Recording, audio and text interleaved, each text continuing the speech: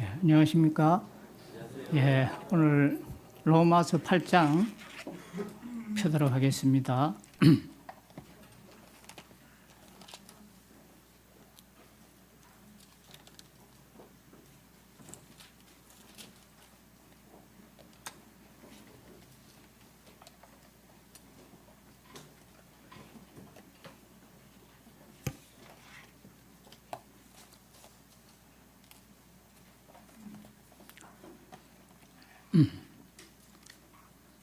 예, 오늘 로마서 8장 1절에서 11절 말씀으로 교제하도록 하겠습니다.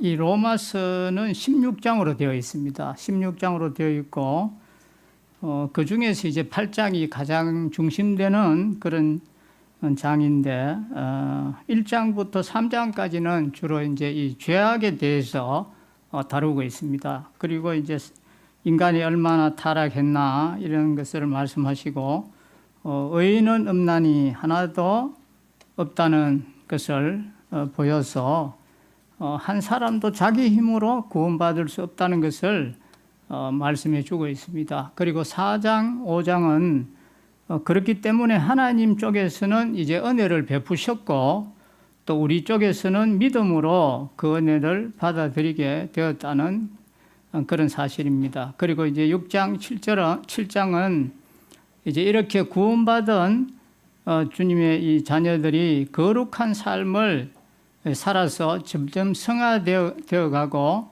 이제 주님 닮은 자가 되어야 된다 하는 것을 말씀하고 있습니다. 그래서 오늘 살펴볼 이제 8장은 그리스도 예수 안에 있는 자, 곧 구원받은 자가 점점 하나님 앞에서 이제 성화되어 갈 뿐만 아니라 현재 가지고 있는 것이 무엇이고 또 앞날에 취할 것이 무엇인지 이 구원의 완성을 설명해 주고 있습니다.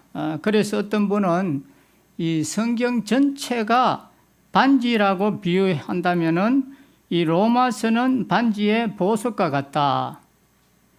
또 그 중에서 8장은 보석 중에 광의점이다라고 하여서 빛을 내는 것이 로마서 8장이라고 예를 들었습니다. 그래서 이 로마서 8장은 그만큼 우리에게 중요한 그런 말씀이라는 것을 우리가 알 수가 있습니다. 1절에서 17절까지의 내용은 이제 그리스도 안에 있는 자는 정죄함이 없다는 것이고, 그리고 12절부터 17절까지는 이제 정죄함이 없을 뿐 아니라 그는 이제 아바 아버지라고 부르는 하나님의 자녀가 되었고 또 기업을 이을 자라고 했습니다. 그 다음 이제 18절에서 마지막 절까지는 기업을 이을 자인데 땅 위에 우리가 살 동안 구원받은 성도들도 이런저런 고난을 우리가 겪게 되지만 그러나 궁극적으로는 완전한 승리를 거둔다고 하는 이 승리의 보장이 여기에 나와 있습니다. 오늘 그 중에 이제 1절에서 11절까지를 통해서 제목은 이 성경에 있는 그대로 그리스도 예수 안에 있는 자 이렇게 했습니다. 그리스도 예수 안에 있는 자는 지금 현재 어떤 존재이냐? 바로 이걸 아는 것이 굉장히 이제 중요한 것입니다. 예수 안에 있다는 이 말은 예수 믿는다는 말입니다. 구원받았다는 그런 말입니다. 그런데 가장 아름다운 표현이 무엇이냐 하면은 바로 안에라는 말입니다. 안에 있다 이 말입니다. 믿는다는 것은 의지한다는 말입니다. 그러나 안에 있다는 말은 그 속에 들어가 버렸다는 말입니다. 그 속에 들어가 버렸다. 그렇기 때문에 하나님께서 나를 보실 때 예수 안에 있는 나를 보시는 것입니다. 예수님께서 말씀하시기를 그 산상수훈에 보면은 너희 의가 바리새인과 서기관보다 더 낫지 못하면 하나님 나라에 갈 수 없다 이렇게 말씀했습니다. 이 바리새인과 서기관들은 보면은 얼마나 철두철미했는지 모릅니다. 이 사람들은 11조를 철저하게 바쳤고 또 금식 기도도 참으로 잘했고 그 사람들을 만약에 점수로 매겨준다면 한 80점 이상은 주어야 되겠지요. 그런데 그 사람들보다 더 낫지 못하면 천국에 못 들어간다고 했으니까 거기에 우리가 비추어 본다면 여기에 계신 여러분 중에는 아무도 없을지 모릅니다. 물론 제가 가소평가하는지는 모르겠지만 그 사람들이 워낙 철저했다는 것입니다. 일주일에 이틀은 금식을 하고 또 성경 말씀을 서붙여 다니면서 읽고 또 하루에 3번씩 길 가다가도 서서 기도하고 얼마나 경건했습니까? 그러나 그 사람들보다 의롭지 않으면 천국에 못 들어간다고 했으니까 만약 인간적으로 우리가 본다면 한 사람도 구원받을 자가 없다는 그런 말이 되겠지요. 그 사람들이 아무리 점수가 좋아도 만점은 안 된다는 것입니다. 만점을 맞아야지 천국에 들어갈 수 있는데 만점이 될 사람은 아무도 없다는 것입니다. 그러나 예수 안에 있을 때는 하나님께서 나를 직접 보시지 않고 예수 안에 있는 나를 보시기 때문에 안전하다 이 말입니다. 의롭다 이렇게 이야기를 하는 것입니다. 여러분이 정말 예수 그리스도의 십자가와 부활을 믿었으면 예수 안에 있기 때문에 완전한 자가 된 것입니다. 하나님 보실 때 완전한 자입니다. 하나님 보실 때 완전한 것입니다. 그렇기 때문에 이 바리새인과 서기관보다 훨씬 완전한 자가 우리는 되었습니다. 그래서 예수 그리스도인이 됐습니다. 그리스도인이라는 말을 썼습니다. 자, 1절에 보시면 어떻게 시작합니까? 그러므로 이렇게 시작하죠. 그러므로 이런 접속사를 시작했는 걸 봤을 때 앞에 무슨 말이 있었다 이 말입니다. 앞에 어떠한 사건들이 있었는데도 그럼에도 불구하고 그러므로 이렇게 시작했는데 앞에 7장에서 어떠한 일이 있었습니까? 처절한 싸움이 있었습니다. 이 사도 바울이 구원받아서 이제 생명을 얻었습니다. 생명을 얻고 이 생명 얻고 하나님의 말씀대로 살려고 애를 써보는데 부족함을 느꼈다 이 말입니다. 탐내지 말라는 말을 몰랐을 때는 괜찮았는데도 이제 그 말을 듣고 나니까 이 속에서 탐욕이 이제 나왔습니다. 야, 나는 도저히 안 되구나. 그래서 사도 바울이 그 외쳤던 말씀이 바로 그 7장 24절에 있는데 그 말씀 우리 다 같이 한번 읽어보도록 하겠습니다. 시작. 오호라 나는 공고한 사람이로다. 이 사망의 몸에서 누가 나를 건져내랴 그랬습니다.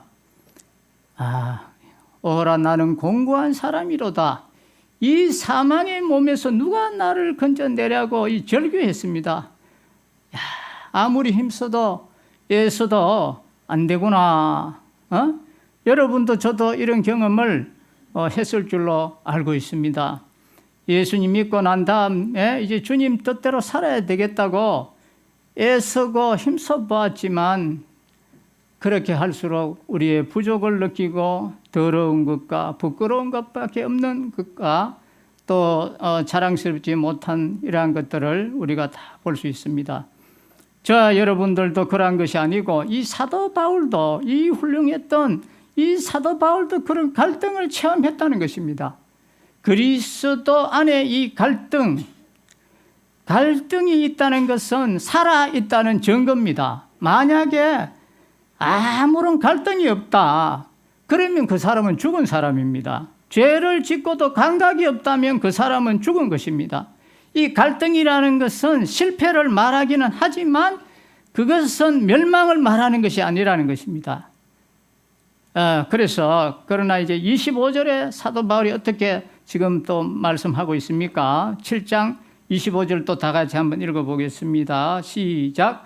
우리 주 예수 그리스도로 말미암아 하나님께 감사하리로다. 그런즉 내 자신이 마음으로는 하나님의 법을 육신으로는 죄의 법을 섬기노라 했습니다. 그래서 그러므로입니다. 이 말은 무슨 말입니까? 앞절에서 절규를 했습니다. 인간의 능력으로는 선을 행할 능력이 없으므로 이 말입니다. 사람의 힘으로는 도저히 하나님 앞에 설 수 없으므로 우리는 어떻게 해야 됩니까? 그래서 하는 말이 이제 8장 1절이 시작이 되는 것입니다. 1절 보십시다. 그러므로 이제 그리스도 예수 안에 있는 자에게는 그랬습니다. 현재 나를 그리스도 예수에 맡긴 자는 이 말입니다. 사람의 힘으로 못하기 때문에 주님께 전부를 맡겨버린다는 것입니다. 그러므로 여러분들이 힘쓰고 애써도 안 되거든. 내 힘으로 하려고 이를 애를 썼구나 하는 이것을 아셔야 되는 것입니다. 사람을 절대 우리가 안 미워해야 되지 해도 그게 잘 됩니까? 마음 먹으면 먹을수록 이 스프링이 누르면 점점 튀어올라는 것처럼 그 사람 얼굴이 어른어른 거리는 것을 우리가 볼 수가 있습니다. 그럴 때 내가 또 하려고 했구나 하는 것을 우리는 아는 것이 중요합니다. 내가 아무리 미워하지 않으려고 해도 되지 않습니다. 그러하기 때문에 그리스도 예수 안에 있는 그랬습니다. 이게 굉장히 중요합니다. 주여, 저는 그를 사랑할 수 없고 용납할 수 없습니다. 주님, 당신 앞에 제가 들어가겠습니다. 주여, 당신을 제가 의지합니다. 사랑할 능력을 주시옵소서. 그를 사랑하고 용납할 수 있도록 해주십시오. 그에게 가서 손잡을 수 있도록 해주십시오. 그에게 가서 말을 걸게 해주십시오. 그리스도 안에 들어가야 되는 것입니다. 그리스도를 의존하라, 믿으라는 것입니다. 그럴 때에 이 성령께서 우리 속에 역사하여 감당할 수 있게 해주십니다. 내 힘으로 할 수 없습니다. 그래서 이제라는 말을 썼습니다. 분명히 말씀하시기를, 그러므로 이제 그랬죠. 그러므로 이제 그리스도 예수 안에 있는 자에게는 그랬습니다. 그리스도 안에 있는 자가 누구입니까? 예수 그리스도를 영접한 자가 바로 예수 안에 있는 자입니다. 영접이란 다른 것이 아닙니다. 예수님의 십자가와 부활이 나를 위한 것임을 믿는 것입니다. 그러한 자는 결코 정죄함이 없나니 그랬습니다. 정죄함이 없다는 그 정도가 아닙니다. 여기에 그 결코라고 했습니다. 결코.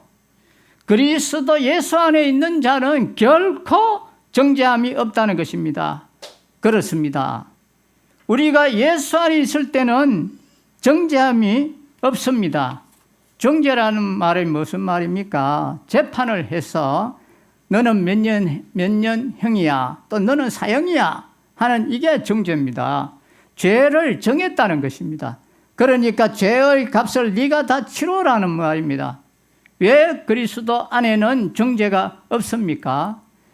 예수님께서 값을 치렀기 때문에 그렇습니다. 예수님께서 우리의 죄의 값을 치렀기 때문에 정죄할 수가 없습니다. 사탄도 정죄할 수 없습니다. 사람도 정죄할 수 없습니다. 나 자신도 정죄할 수 없습니다. 하나님께서는 정죄하지 않는데 많은 사람들이 자기가 자기를 정죄합니다. 하나님께서는 용서하셨지만 하나님을 자기처럼 생각하기 때문에 그렇습니다. 하나님을 나같이 생각하면 안 되는 것입니다. 우리는 어떻습니까? 어지간해서 우리가 용서를 못합니다.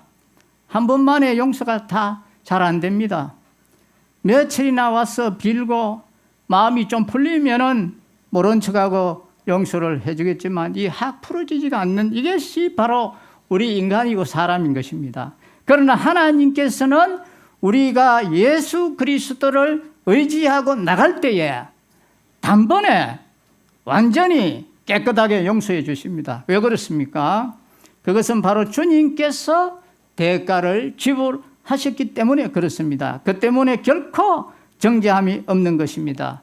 예수님은 구원자이시기 때문입니다. 이 예수란 말이 무슨 말입니까? 구원자라는 말 아닙니까? 이 그리스도라는 말도 바로 구세주라는 그런 말입니다. 그리스도라는 것은 기름 부은 자인데 이걸 어역하면은 구세주라는 뜻입니다. 예수라는 것은 개인적 관계를 강조했다면은 이 그리스도라는 것은 인류적 관계, 이것을 강조한 그런 말입니다. 두 가지 다 구원자라는 뜻입니다. 예수 그리스도 곧 구원자 안에 들어갔기 때문에 구원되어 버렸다는 것입니다. 구원되었다는 자에게는 결코 정죄함이 없습니다. 예수 안에서 정죄가 다 되어버렸기 때문에 정죄가 없습니다. 예수님께서 나의 죄를 대신하시어 십자가를 지셨을 때 얼마나 고통당했습니까? 엘리 엘리 라마 사박다니, 하나님이여 하나님이여 왜 나를 버리셨나이까? 그때 예수님께서 하나님께 버림받았습니다. 바로 저와 바로 여러분의 죄를 위해서 십자가에 달렸기 때문에 죄인은 버림받아야 마땅하는 것입니다. 그래서 예수님께서 대신 버림을 받았습니다. 그래서 예수님이 너무 안타까워서 엘리 엘리 라마 사박다니라고 하였습니다. 구약에 있는 말씀을 주님이 생각을 했습니다. 그 말씀은 시편 22편에 나의 하나님 왜 나를 버리시나이까? 이것은 영혼의 그 고통을 이야기하고 있습니다. 하나님께서 버린 상태가 얼마나 고통스러운지 모르는 것입니다. 육신의 고통은 내가 목마르다 그랬습니다. 피를 흘리고 나니까 얼마나 목이 말랐는지 모릅니다. 예수님은 그는 영도 육도 우리의 죄가를 지불하는데 다 사용했습니다. 그렇기 때문에 그리스도 안에 있는 자는 예수님이 정죄를 다 받아버리셨기 때문에 값을 다 치르셨기 때문에 정죄함이 없는 것입니다. 우리가 이 사실을 바로할 때 우리는 용기와 기쁨을 가질 수 있는 것입니다. 그렇구나. 내가 예수 안에 있음으로 죄와 상관없는 자가 되었구나.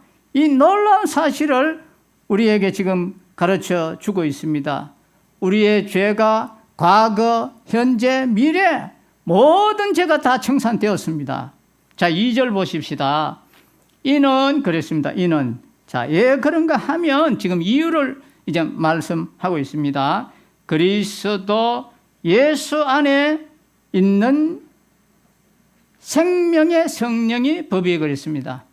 그리스도 예수 안에 있는 생명의 성령의 법이 그랬습니다. 정죄함이 없다는 것은 이것은 좀 소극적인 그런 의미라고 한다면 이제는 적극적으로 정죄 안 받을 뿐 아니라 예수 안에 있는 이 생명의 성령의 법 때문이라고 했습니다. 죄와 사망의 법에서 너를 해방하였습니다 그랬습니다. 죄의 값은 사망이라는 이 법은 하나님이 원래 주신 법입니다. 그런데 예수님께서는 나를 믿는 자는 죽어도 살겠고 새로운 법이 주어졌습니다. 생명의 성령의 법이 무엇입니까? 죽어도 살겠고 하는 이것이 한 새 법입니다. 자, 제가 이 책을 제 손에서 이렇게 툭 놓으면 어떻게 됩니까? 떨어지겠지요. 왜 떨어집니까? 지구가 밑에서 당기고 있기 때문에 이게 떨어지는 거예요. 뉴턴이 만유인력의 법칙을 발견했습니다. 왜 사과가 하늘로 올라가지 않고 땅으로 떨어지나? 이렇게 생각을 했습니다.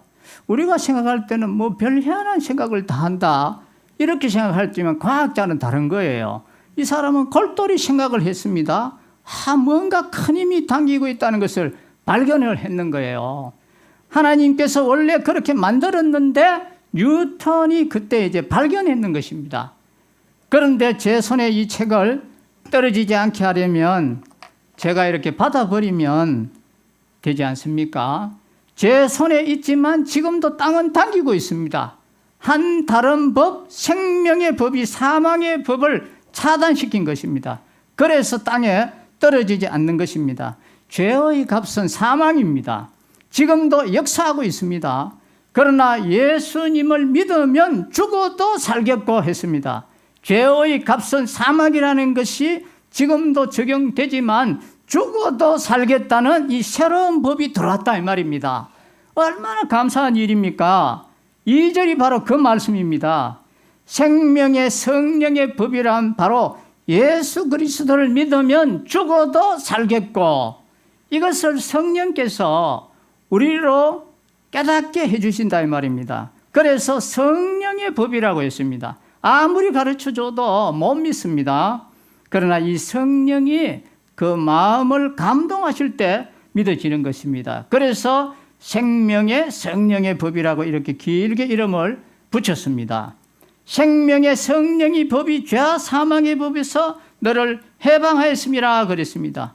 보십시오. 조금 전에 또 제가 말씀했듯이 떨어지지만 한 손이 딱 받아버리면 그 법에서 해방이 됩니다. 납덩이를 그대로 물에 던지면 빠지고 맙니다. 그러나 큰 나무 토막에 납덩이를 묶어서 물에 넣으면 뜨게 되어 있습니다. 왜 뜹니까? 인력이 당기고 있지만 다시 부력의 법칙에 의해서 이게 뜨게 되어 있는 것입니다.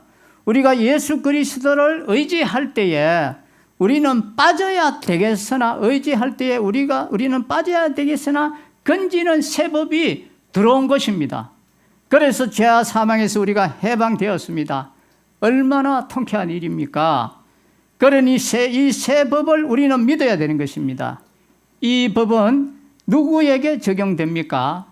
이것은 믿는 자에게만 적용이 됩니다. 예수 그리스도 안에 있는 자에게만 적용이 됩니다.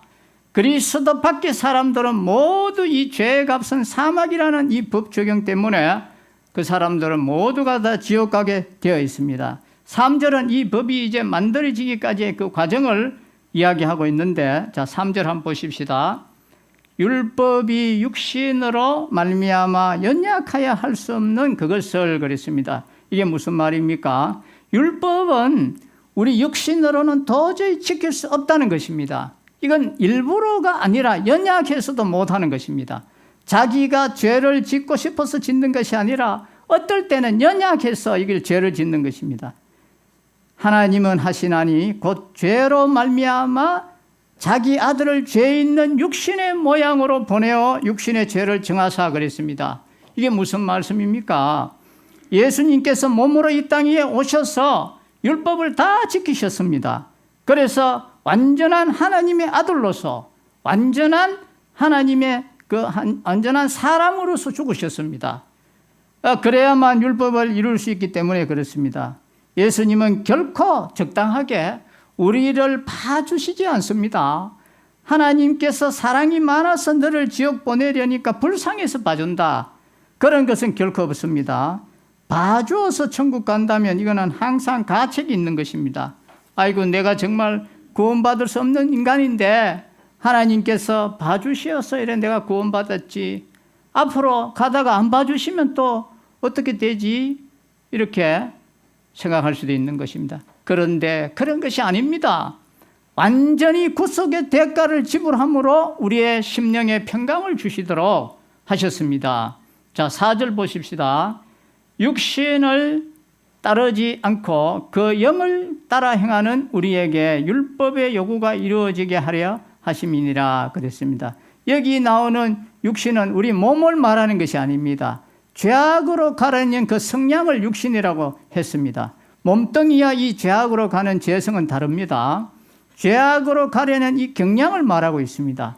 죄를 지으려는 이 옛 심령, 마귀의 유혹대로 행하려는 옛사람의 길을 쫓지 않고 영을 쫓아 행하는 우리에게 이 율법의 요구를 이루어지게 하려 하시는 것입니다. 예수님께서 죽으심으로 말미암아 이 보혜사 성령을 보내주시어 우리 죄성을 따라 살지 않고 이제 성령의 감동을 따라 살도록 하게 해주셨습니다.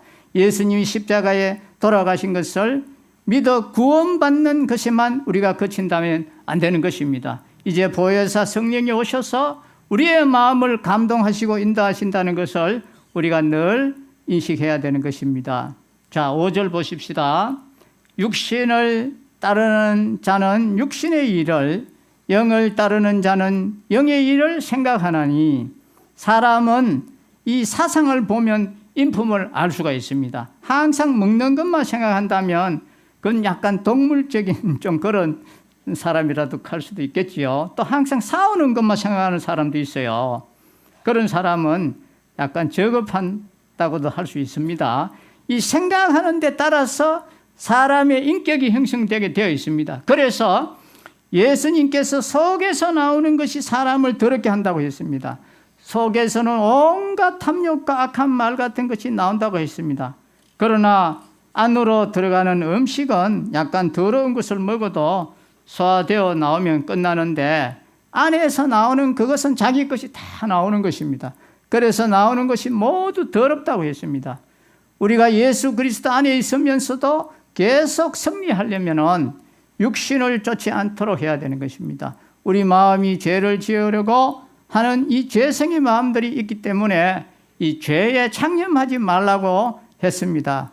더러운 것이 들리고 보이는 것은 어떻게 하겠습니까? 그건 죄가 아니지요. 그러나 좋은 것인가 하고 들여다보고 상상을 하면 그게 바로 창념이 되는 것입니다. 깊이 들여다보고 관심을 두면 이상한 상상이 나오고 또 입으로 나오고 손으로 만지게 되고 이상한 행동을 하게 됩니다. 큰 죄를 짓는 것입니다. 그러므로 육신을 좇지 말아야 되는 것입니다. 창념치 말아야 되는 것입니다.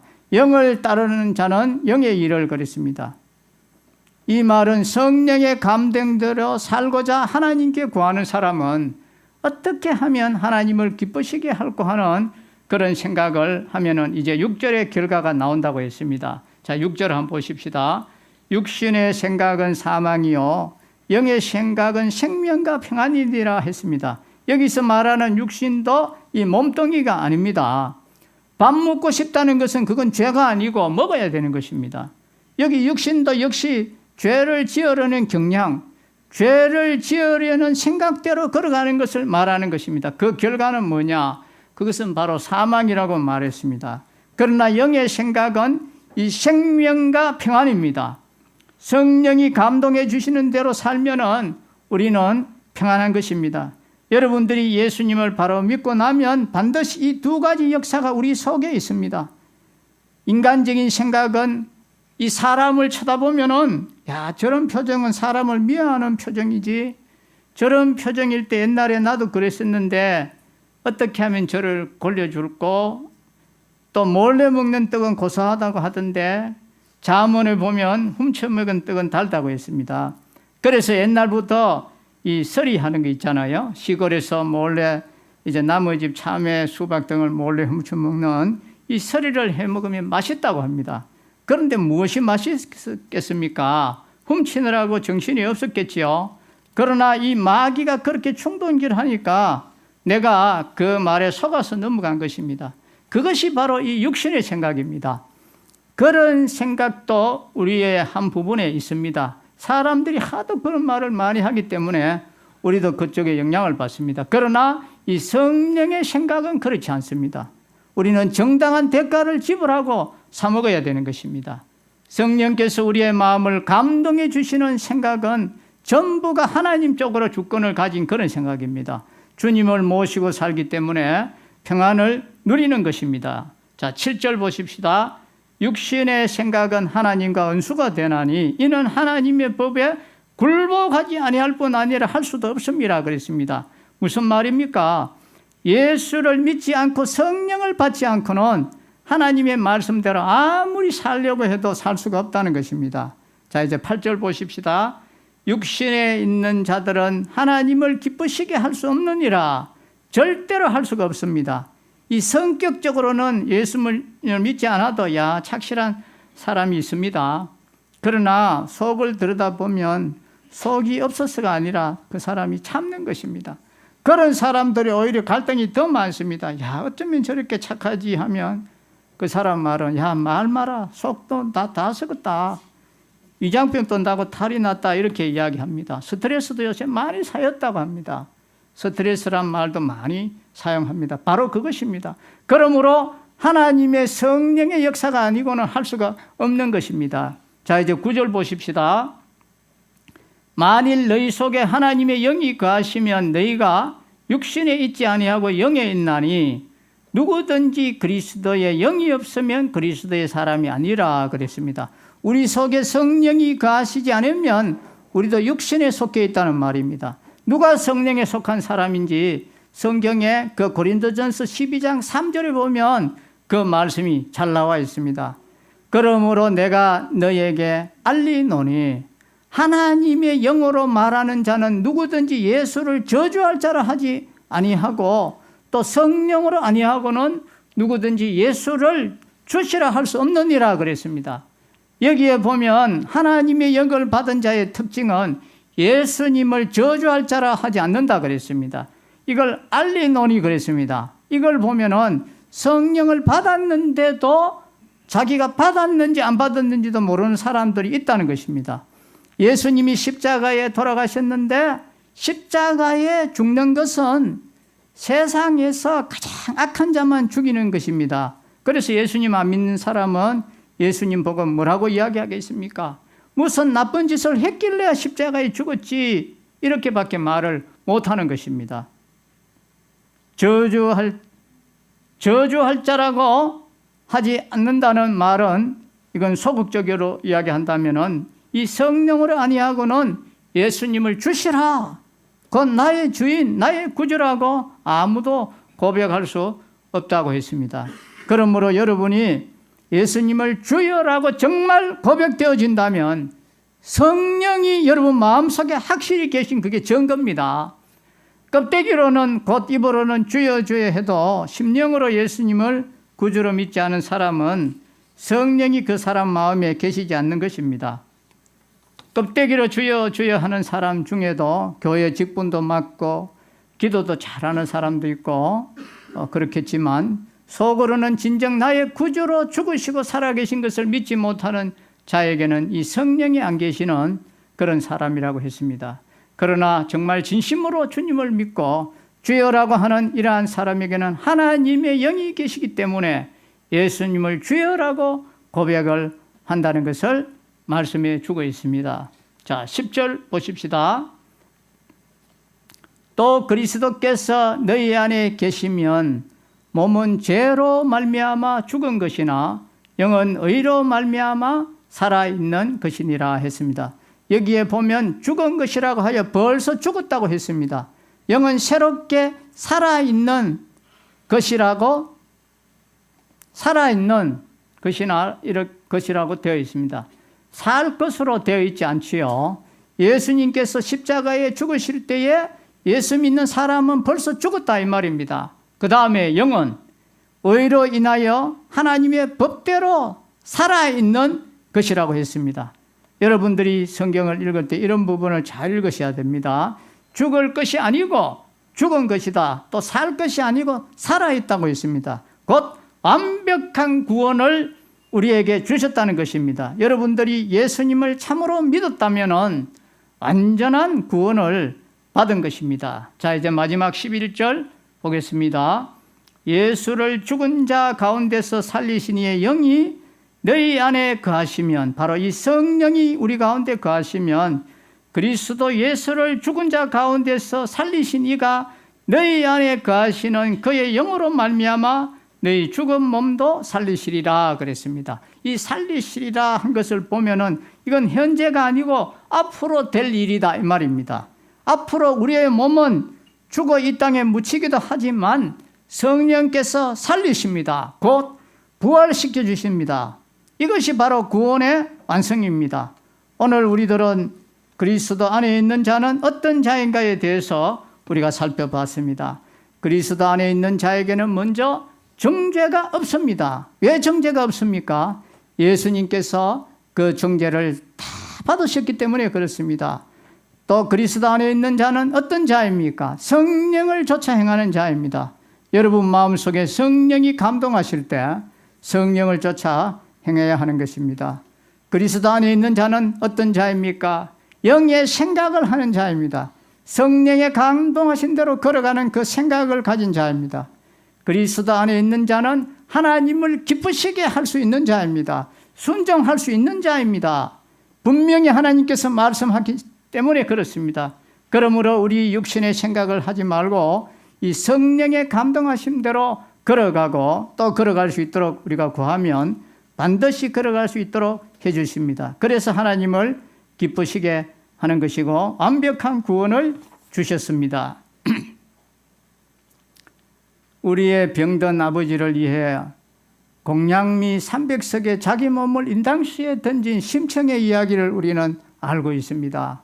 심청은 중국 상인들의 제물로 인당수에 몸을 던졌지만 용왕의 부인이 되었고 나중에는 그 아버지도 눈을 뜨게 되어서 새로운 삶을 살게 되었습니다. 이렇게 심청은 자기의 몸을 희생시켜 아버지의 눈을 뜨게 하였지만 우리 주님께서는 스스로의 몸을 희생 제물로 바치시고 모든 인간의 삶을 건지셨습니다. 즉 모든 인간들의 눈을 뜨게 하셔서 하나님 앞에서의 바른 삶을 살아가게 하셨습니다. 이제 모든 인간은 예수 그리스도를 구주로 받아들이기만 하면 예수 그리스도 안에서 영원한 생명의 삶을 누리며 살 수 있게 되었습니다. 기도하겠습니다. 아버지 하나님, 저희들은 본래 하나님을 찾는 자도 아니었고 우리는 죄로 가득 찬 이러한 자들로서 멸망으로 가던 이러한 자들이었는데 아버지 하나님께서 저희 인생들을 불쌍히 여기셔서 우리의 처지를 아셔서 독생하신 아들을 이 땅에 보내서 우리 대신 십자가에 죽게 하시고 고난받게 하셔서 아들의 희생을 통하여 우리를 이제 죄에서 건져주시고 결코 정죄함이 없게 하시고 이제 하나님을 아버지로 부를 수 있는 이러한 신분을 주시고 성령 하나님이 이제 우리 마음에 들어오셔서 성령의 인도하심을 받음으로 우리가 전에 행하던 대로 악한 행실을 따르지 않고 거룩하고 빛되신 우리 주님을 따르며 살게 해주셔서 감사합니다.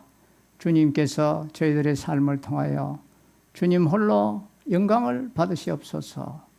또 우리 남부교회 성도들 가운데 몸이 불편한 분들도 있습니다. 아픈 자들이 있습니다. 주님 만져주시고 고쳐주시고 편하게 해주셔서 주님 섬겨가는데 어려움이 없도록 주님 또 축복하여 주옵소서. 주 예수